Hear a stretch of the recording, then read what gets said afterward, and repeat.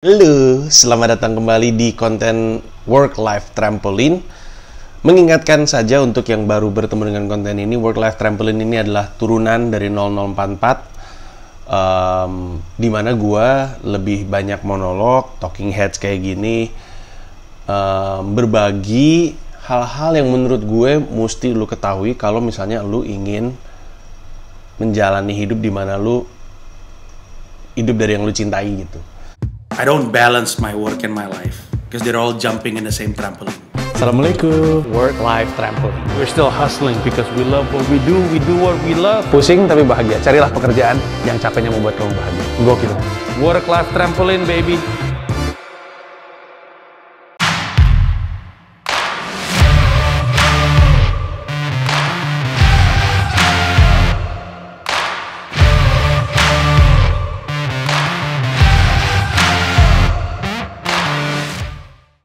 Kan 0044 sendiri kan adalah IP tentang kewirausahaan, tentang pengembangan karir. Nah, work life trampoline-nya sendiri spesifik lebih kepada gimana caranya kita hidup tuh nggak memisahkan antara kerja dan hidup, karena kita mengerjakan sesuatu yang membuat kita ngerasa hidup, yaitu menjalankan sesuatu yang kita cintai gitu. Nah, tapi yang mesti diketahui sama banyak orang adalah tahu apa yang ingin dilakukan dalam hidup dan bisa melakukannya adalah dua hal yang berbeda. Seperti yang lo tahu, gue udah ngejalanin hidup seperti ini cukup panjang, termasuk gue masih melakukan hal-hal baru seperti pindah ke New York, berusaha untuk berjuang karena gue ingin terus menjalani apa yang jadi cita-cita gue. Gue ingin menjalankan pekerjaan yang capeknya bikin bahagia. Ini sesuatu yang sering gue ulang. Carilah pekerjaan yang capeknya bikin bahagia. Dan apa yang gue lakukan di New York capek sekali, ke fisiknya juga kerasa sekali. Tapi bahagia gitu, capeknya bikin bahagia karena gue ngelakuin sesuatu yang gue cinta. Nah, dalam rangka supaya kita, lu dan gue, bisa melakukan sesuatu atau menjalani kehidupan di mana karir kita ada di bidang yang kita cintai, ada banyak hal yang mesti diketahui gitu, mesti dipelajari. Salah satu yang hari ini pengen gue bahas adalah bagaimana mental itu juga mesti dilatih biar kuat. Jadi makanya judulnya push up mental, karena mentalnya mesti push up gitu biar lama-lama kuat gitu. Kita tahu bahwa fisik dan mental, kesehatan fisik dan kesehatan mental itu sama pentingnya. Dua-duanya itu krusial. Gue pernah bahas di salah satu video YouTube gue, termasuk di senior gue juga, bagaimana atlet-atlet profesional kemarin di Olimpiade itu udah mempertimbangkan retak mental sama bahayanya dengan retak fisik gitu, retak tulang, cedera otot. Keretakan di mental udah diperlakukan seperti sesuatu yang sifatnya fisik, karena memang makin kesini orang sadar bahwa kesehatan fisik sama kesehatan mental tuh sama-sama krusial. Kalau cuma fokus di kesehatan fisik tapi lupa untuk memperhatikan kesehatan mental, nanti ada hal-hal yang akan muncul belakangan. Sama seperti kalau misalkan lu cedera ankle tapi nggak dibenerin, nanti belakangan akan muncul gitu. Dan untuk lu bisa melakukan apa yang lu cintai, lu mesti tahu bahwa berat pasti jalannya. Bukan serta-merta ketika lu tahu apa yang pengen lu capai, apa yang jadi passion lu, terus semua baik-baik aja, enggak. Semuanya itu berat. Mau itu lu ngejalanin passion lu, mau itu mindsetnya berkarya, mau itu mindsetnya bekerja, tetap berat.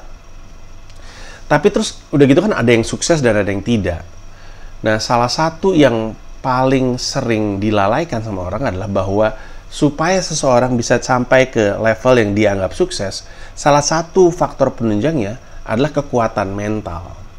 Nah, itulah kenapa mental tuh mesti dilatih. Karena kalau ada satu faktor yang paling sering gue lihat nggak pernah diperhatiin orang, justru adalah ini. Karena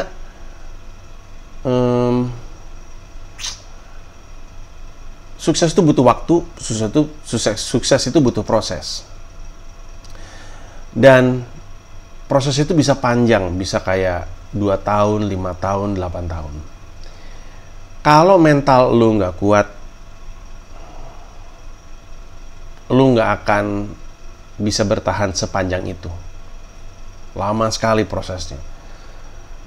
Gua sering banget ngelihat orang yang udah punya fasilitas, udah punya alat, nggak kekurangan secara modal, punya privilege, seperti misalnya dia datang dari keluarga yang mampu, atau bahkan mungkin sekali lagi privilege itu kan adalah keuntungan yang didapatkan karena identitas. Jadi misalnya menjadi seorang laki-laki muslim itu privilege karena dia itu identitasnya, dia menjadi laki-laki muslim, dan itu jadi memberikan dia banyak manfaat karena laki-laki muslim di Indonesia hitungannya mayoritas, dan ketika lo jadi mayoritas lo dapat privilege ketimbang misalnya lo adalah gay yang Chinese gitu, turunan Chinese kan jadinya susah, atau mungkin lu perempuan habis itu lu Katolik gitu misalnya, sehingga lu minoritas nggak mendapatkan privilege yang didapatkan sama mayoritas. Nah tapi gue udah ngeliat orang yang punya privilege sekalipun nggak bisa mendapatkan sukses yang diinginkan karena faktor yang paling sering dilalaikan orang, yaitu mental.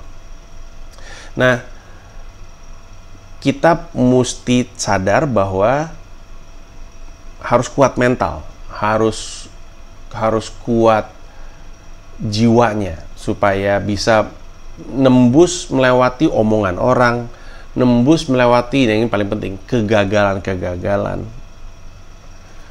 Karena seandainya mentalnya nggak kuat, rontok dan nggak akan nyampe. Apapun itu yang ingin dicita-citakan, nggak akan nyampe. Mau itu misalnya dibilang, ya udah deh kalau gitu, mental gue nggak kuat, gue nggak usah jalanin apa yang gue cintai gitu, nggak usah jalanin karir gue sesuai passion, gue kerja aja kayak orang lain pada umumnya. Tapi kalau misalnya mentalnya nggak kuat, akan tetap sama aja. Lu bisa gagal melakukan dua-duanya. Lu bisa gagal melakukan yang lu cintai dan gagal melakukan yang lu nggak cintai. Cuman ya kalau gue akan cenderung ngajak lu untuk daripada gagal ngelakuin sesuatu yang lu benci, mendingan gagal melakuin sesuatu yang lu cinta gitu. Ini sesuatu yang gue dengar pertama kali dari Jim Carrey waktu dia jadi pembicara di sebuah kampus. Dia bilang, dia cerita soal bapaknya yang hidupnya aman. Karena kan menjadi seniman gitu ya, menjadi seorang pelawak, entertainer itu kan tidak aman gitu, bukan pilihan profesi yang stabil konon kabarnya. Bapaknya tuh akuntan atau apa gitu. Padahal bapaknya punya bakat komedik juga sama kayak Jim Carrey, tapi bapaknya memilih profesi yang aman. Lalu suatu hari perusahaannya bubar dan bapaknya dipecat gitu. Karena tampaknya tidak cukup spesial untuk dipertahankan sama perusahaan. Di situ Jim Carrey bilang, gue baru sadar bahwa ternyata lu bisa gagal melakukan sesuatu yang lu benci. Gagal melakukan sesuatu yang lu gak cinta. Mendingan kalau gitu gagal melakukan sesuatu yang lu cintai sekalian gitu. Nah, oke, jadi kita sadar bahwa kesehatan mental atau kemampuan mental, kekuatan mental itu krusial sekali untuk bisa sampai ke titik yang kita inginkan, karena perjalanannya panjang, lika-liku, dan berat gitu. Pertanyaannya adalah gimana caranya kita melakukan usaha untuk memperkuat mental. Ya sama aja seperti cara kita mencapai kekuatan fisik, yaitu dengan latihan. Kayak kalau misalnya lu atlet basket atau atlet bola gitu ya, ketika latihan lu kan mempersiapkan otot lu untuk bisa melakukan hal-hal yang dibutuhkan ketika di pertandingan. Dari lari bolak-balik, namanya suicides ya, jadi lari mundur gitu, namanya suicides. Dari melakukan suicides, dari kemudian melakukan latihan-latihan passing, melakukan sejumlah drill, ini kalau sepak bola ya, itu semua tuh dipastikan supaya ototnya siap. Bahkan kalau ngomongin fisik ya, fisik kan bukan cuma otot tapi juga organ internal, misalkan VO2 max-nya diperbesar gitu ya, kemampuan paru-parunya untuk menampung oksigen diperbesar. Itu dari sejumlah latihan. Nah sama, kekuatan mental juga seperti itu. Makanya harus terbiasa untuk push up gitu si mentalnya supaya lama-lama kuat. Nah, cara untuk melatih kekuatan mental adalah dengan membiasakan diri untuk sering gagal atau sering salah. Nah, ini adalah sesuatu yang tidak pernah mau dilakukan oleh banyak orang ya, karena ya wajar sih, siapa yang pengen salah kan. Cuman masalahnya adalah kalau misalnya lu main basket gitu ya, kita jangan main bola deh. Main bola soalnya skor bisa 1-0 sepanjang 90 menit. Kita ngomongin main basket lah, dimana skornya bisa 120 dan 112 gitu misalkan. Kalau misalnya lu main basket, terus lu nembak sekali nggak masuk, nembak sekali lagi nggak masuk, nembak sekali lagi nggak masuk, nembak 4 kali nggak masuk, abis itu lu memutuskan untuk nggak nembak lagi, lu bukan cuma dicabut dari lapangan basket, digantiin sama yang mau main, lu nggak akan diajak lagi sama orang. Makanya pemain-pemain basket yang hebat tuh kayak Kobe Bryant itu ya. Kobe Bryant kan legendaris banget ya. Sebenarnya prosentase tembakannya itu nggak sebaik Michael Jordan, apalagi LeBron James. Karena LeBron James baru aja nembus sebagai top scorer NBA all time di atas Kareem Abdul-Jabbar, dan dia melakukannya dengan persentase tembakan yang lebih baik daripada si Kareem Abdul-Jabbar. Michael Jordan urutan keberapa ya? Pokoknya LeBron James, Kareem Abdul-Jabbar, Carmelo, terus gue nggak tahu siapa ya. Pokoknya Kobe Bryant dulu, baru Jordan. Jordan ke-6 kalau gue nggak salah. Tapi persentase tembakannya LeBron James itu lebih baik. Nah, tapi itu menandakan bahwa Kobe Bryant itu tidak terganggu mentalnya. Bahwa kalau dia nembak 20 kali nggak masuk-masuk, dia akan tetap nembak di usaha ke-21. Dan sering kali kayak gitu, ada pemain-pemain kayak misalnya salah satunya Kobe Bryant, sepanjang pertandingan bau banget, tiba-tiba pas detik-detik terakhir dia nembak dan masuk dan menang. Orang udah lupa tuh sepanjang pertandingan dia tuh tembakannya bau, tapi dia masih punya kemampuan, keberanian, kekuatan mental untuk nembak di detik-detik terakhir, di saat sebenarnya mungkin dia ingat dia gagal mulu, dan akhirnya dia bikin timnya menang. Russell Westbrook pernah kayak gini, Robert Horry pernah kayak gini. Referensi gue tuh banyak basket dan banyak lawas ya, tapi moga-moga lo ngerti maksud gue.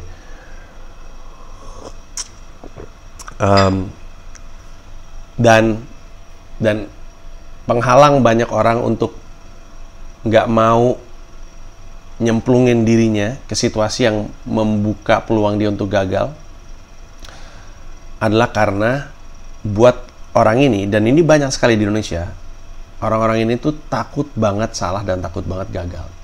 Makanya di banyak sekali kesempatan ketika gue jadi pembicara, gue tuh selalu bilang, sebenarnya gagal itu biasa dan berhasil itu biasa. Salah itu biasa dan benar itu biasa. Kenapa? Karena dalam sehari-hari pilihannya emang cuma 2 itu. Ketika kita ngelakuin sesuatu, antara kita benar atau kita salah, udah. Kalau kita ngelakuin sesuatu, antara kita gagal atau kita berhasil, udah gitu. Jadi kalau misalkan kita berhasil, jangan sombong, karena ntar juga pasti gagal.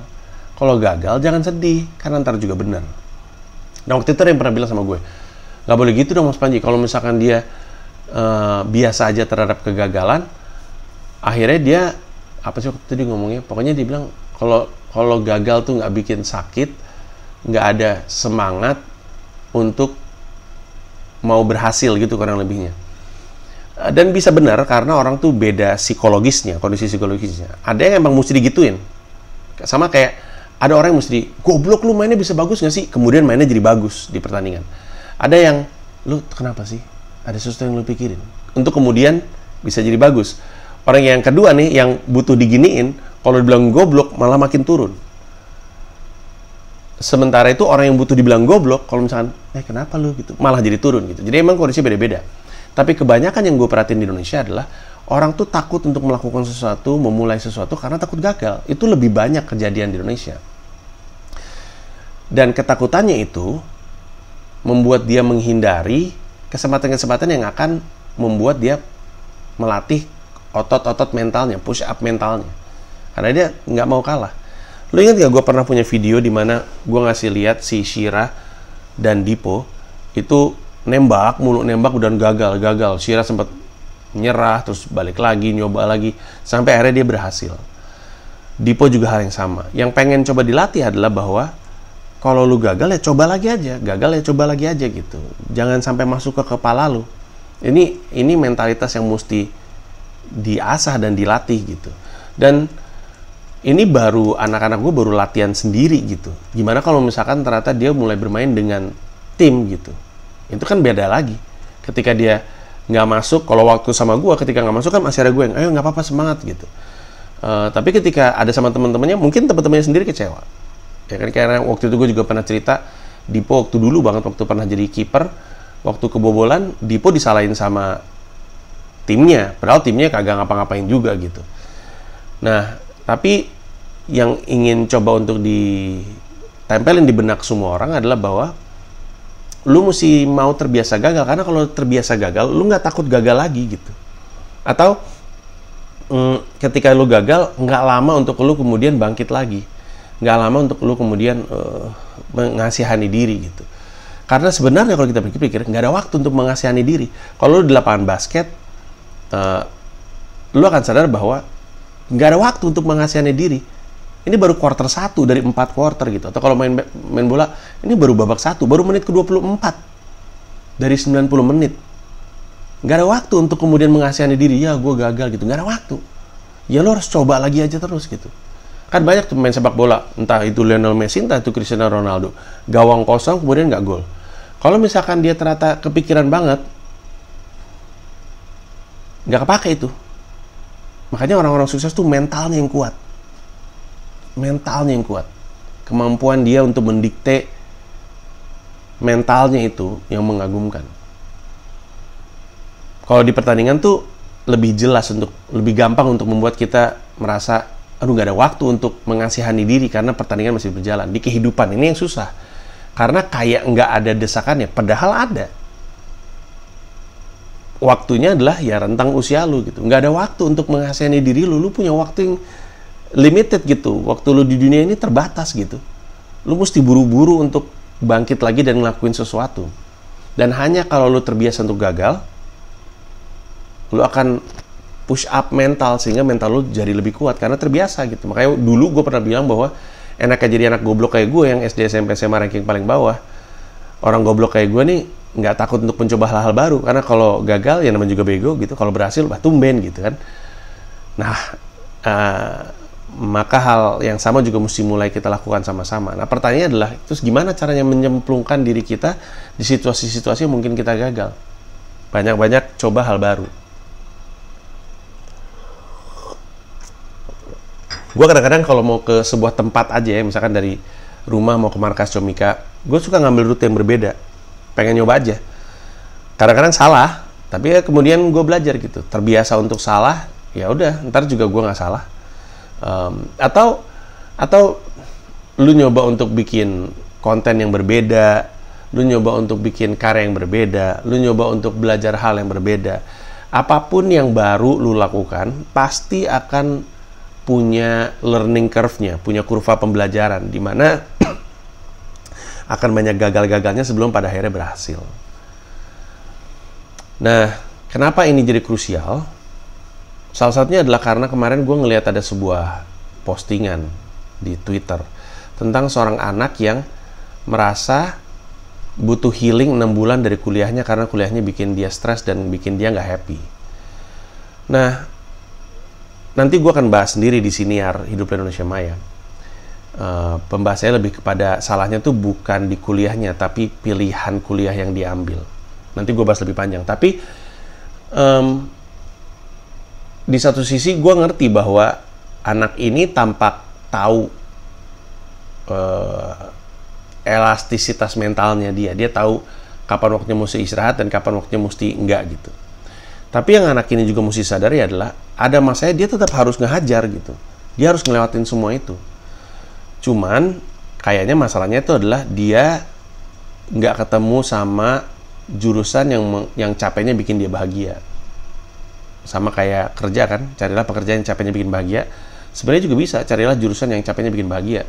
Kayak gue bersyukur sekali berhasil masuk Fakultas Seni Rupa dan Desain ITB karena tentu nggak semua mata kuliahnya gue suka gitu. Ada tetap mata kuliah fisika dan matematika gue, karena gue desain produk ya. Tapi tetap capeknya bikin bahagia gitu. Karena lingkungannya membahagiakan, karena mata kuliahnya kebanyakan juga membahagiakan, karena proses pengerjaan tugasnya juga membahagiakan. Nah, pada akhirnya capeknya tetap ada. Usaha untuk mendorong diri kita dan memperkuat mental kita, itu akan tetap ada. Dan ini yang sangat disayangkan kalau misalkan ternyata semua orang tuh menyerah sama kondisi mentalnya yang memang ringkih. Cuman yang jadi masalah adalah keringkihannya itu nggak diatasi. Emang ringkih betul, tapi ringkihnya harus diatasi. Misalkan dia bilang, aduh gue saat ini mental gue hancur banget.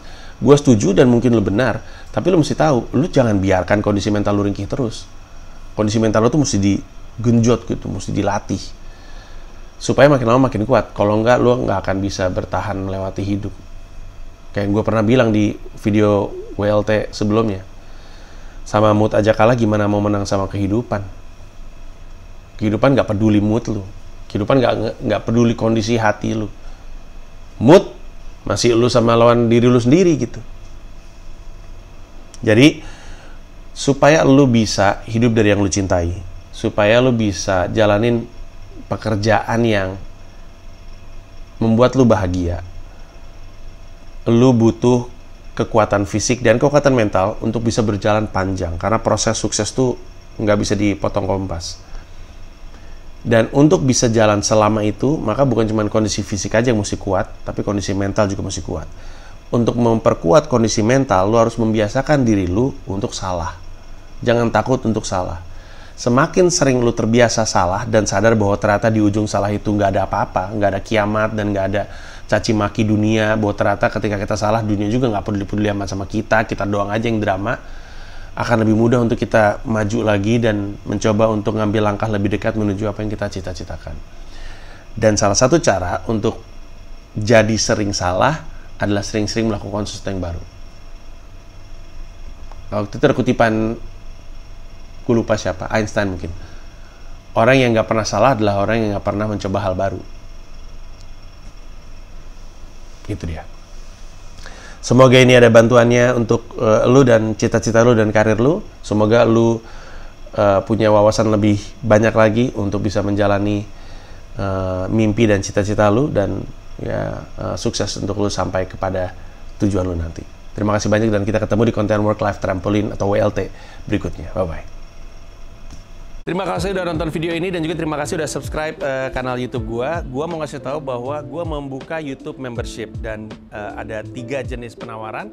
Ada 1 paham Rp30.000, ada 1 rasa Rp125.000, ada 1 jiwa Rp1,5 juta. Masing-masing punya manfaat-manfaat tersendiri. Ada konten-konten khusus yang gue siapkan untuk para member. Kalau tertarik silahkan mampir ke home, klik join.